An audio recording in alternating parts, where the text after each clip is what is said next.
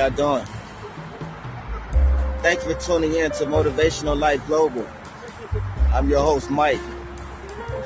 And today I wanted to talk about how debating can become a distraction. Like how too much debating becomes a distraction.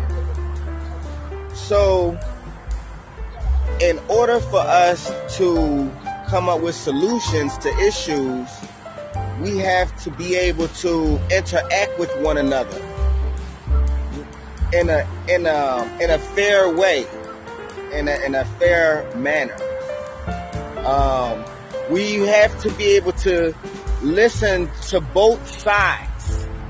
Both sides have to have respect when we begin this dialogue. The purpose of the debate is for a solution. But when debate goes on for too long, an extended amount of time, it becomes a distraction. Because emotions come into play. That's another thing. When serious topics come up for debate, I feel like emotions have to the emotions don't have a space in the same room as individuals who are trying to come up with a solution. Because when two parties debate and they're emotional, they begin to speak of personal issues. And business is never personal. When you begin to bring up personal issues, it allows someone else to bring up personal issues, and then you're just throwing shots at each other. And we can't get anywhere with individuals just throwing shots. We have to be able to come to the table with no emotions to be able to hear both sides, both angles, both opinions, both solutions. And then we come up with the solution that is best for the issue, not the solution that is best for us personally. And so in order for us to do this, we have to come to the table with no emotions. Like, okay, we have an issue. We're in the middle of a humanitarian crisis with the gun violence. And we're hearing a lot of talk about banning assault weapons. And there's two sides to every issue, and neither side really want to have a debate, a professional debate to come up with a solution. And this has been going on for years, and it's just a lot of mudslinging at each other as opposed to a solution. And I just feel like we can't come to the table with the emotions. Each side, each party has relevant views that need to be listened to. The gun violence, I'm going to do something on that next. But right now, just to even be able to get to a debate, to be able to come up with a solution is where we're having issues at. And I think that when we come to the table with emotions, we don't allow ourselves to get to the root of the issue, because now it becomes personal. So as personal as everything is, and as emotional as all of these events make us, we have to be able to put those to the side and look at the solution for something long term, not for something that's happening right now as we speak. Because to be truthful, there's gun violence in the inner city all day, every day. Gunshots being heard all day, every day. It has nothing to do with an assault rifle. Nothing at all to do with an assault rifle. And so if we really want to come up with solutions on gun violence, we can't put the weapons that we're going to try to get rid of in categories of assault rifles and pistols. In the inner city, pistols are doing way more damage than assault rifles, and we're really not talking about that. We're talking about things that affect the public, where the nation can see it, the world can see it, but we're not really doing as much as we could do for the things that only us see in the inner city, many of which aren't reported on the news. I think everybody would go crazy if every single crime was reported on the news. So I just feel like in order for us to, I'm running in circles. So yeah, that's how I feel like, as far as us being able to debate, that's healthy. But when we debate for months and weeks and years about something, and then we start to bring emotions into it, we get away from the actual solution that we're actually looking for, and we make it personal. It becomes political, and certain things have nothing to do with politics. And so, yeah, that's just how I feel about being able to come to the table and have a debate, a healthy debate, and come up with solutions, and not look to say, okay, well, it's their fault. We have to also understand that too, when we can't put a blame on a group of individuals when it comes to a machine. A weapon is only activated by a human being, unless it's programmed or something like that. Other than that, it's a human being. A weapon cannot be activated unless through a human being. So we have to actually get to the source. I mean, where the gun's coming from. No human being in the inner city are manufacturing these guns. These guns are not being manufactured in the inner city by any race. They're coming from outside the inner city. So it's just like, if we want to come up with solutions, we have to start getting to the root of the issue and not just wait till some type of public tragedy happens and then say, okay, blame it on.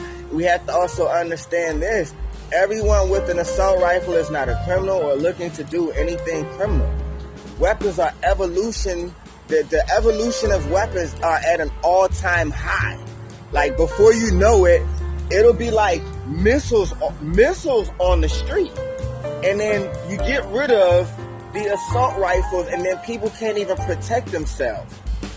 So if you get rid of the legal weapons and you leave the illegal weapons flowing like water, then how is the average citizen supposed to protect themselves against their house? Because the only thing that'll be out of the way will be legal weapons. All the illegal weapons will still be as available as they ever were. And then now you have people just running through everything, knowing that no one is able to protect themselves. I can go in any house, get anything I want out of it with this illegal assault rifle, because no one has a legal assault rifle to stop a person with an illegal assault rifle. So now you take away, it's kind of like the whole country is like, has their hands tied behind their back because of individuals. I mean, we come up with solutions. We say something like, maybe we up the age. Maybe we just don't get rid of a weapon. Maybe we just don't ask a group of individuals to get out of, to jump off the cliff. But we ask her, hey, how is it possible that we raise the age? We look at the average age of individuals who are committing these crimes, and we say, okay, 50 years old. You can't get an assault rifle unless you're 50, unless you can show valid proof that you're some type of business owner and you need protection or something like that. We raised the category from it just being a normal weapon, as an assault rifle and maybe raise it to, okay, this is in a different category of a pistol, a handheld, like a regular one-handed pistol. This is another category up. This will take another license to get to.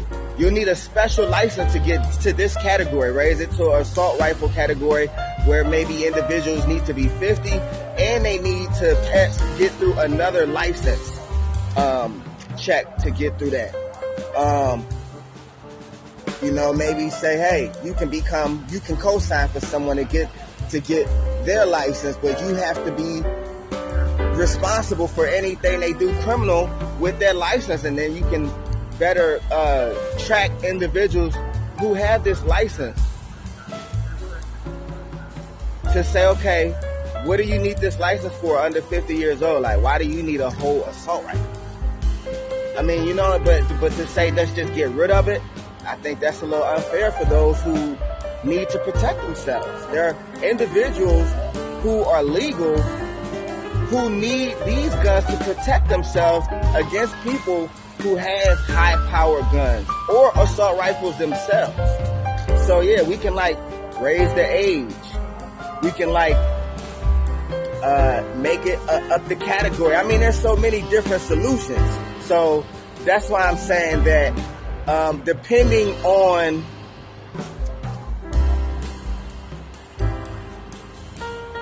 if this talk can be had without any emotions and blaming anybody for these crimes and blaming a group of people, to say how fair is it to get rid of legal guns and leave the illegal guns so no one on earth, no one can protect themselves legally, and everyone with an illegal gun can get triple the number. And so now I don't see that makes too much sense. So I say, instead of banning, let's just make it let's just tighten up on who can get this license and how. Like I say, they come out with missiles in a couple of years, and assault rifle is going to be like a breath of fresh air. But then if you ban it, because this is a law, this stays, it's not like you rarely hear somebody retract a law. Once a law is in place, you rarely ever hear that this law is retracted. So I just think that we also have to look at the long-term ramifications of a decision like that.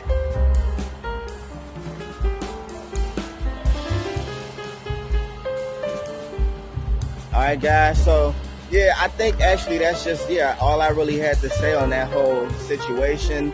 I just feel like too much debating, and then it's too much shots getting thrown, and then it gets political, and then once it gets political,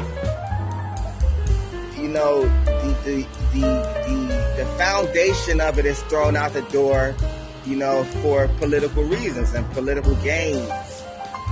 And again, we have inner city violence all day, every day, all over every single city. So to wait until we have these public tragedies that happen, I think is a tragedy of our community. And it doesn't show that we're really serious about doing something about gun violence, period, because there's plenty that we can do before we even touch the laws. There's plenty that we can do before we get to the law. And I think that we're doing a lot. I think we're doing a lot better than we have in the years previous. So, I think that we're doing really good. But just to debate and just to ban, and I think that we need to think about the long-term ramifications, where this country's going, where's the world going? There's so many world wars going on right now. So I just think it's a lot more for us to think about. All right, guys. Thank you very much. I appreciate all your support. Motivational Life Global.